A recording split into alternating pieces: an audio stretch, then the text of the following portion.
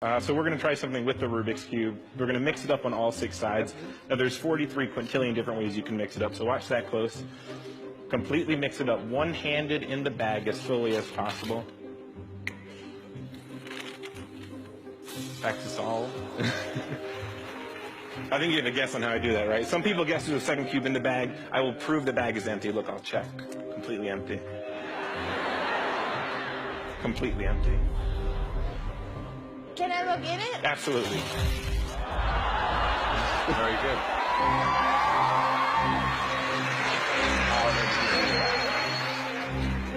Simon, I'm going to do something that's never been done before on TV. Simon, can you actually mix up that Rubik's Cube? Turn it as much as you want. Now, every time you turn it, that's a different one of those 43 quintillion permutations. Simon, whenever you're happy, I will take the cube that you just mixed up and put it back in the bag. Watch that close. Simon's mixed up Rubik's Cube. Well, that's incredible. That would be an amazing trick if there was not a second Rubik's Cube in the bag. But that's not the trick. I'm making sure you're still paying attention. Simon, can you actually cover it up on all 6 sides? Cover it up?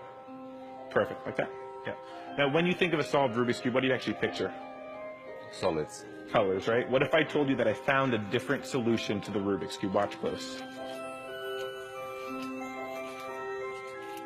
Right about there. See, the different solution was to match the Rubik's Cube that Simon mixed up 30 seconds ago. Yeah. No. So if I did match it, you're going to notice we have one side that's going to be a completely perfect match. Better than one side, though. That's going to be side number 2. That is 3. That is 4. That is 5. That is all 6 sides a completely perfect match.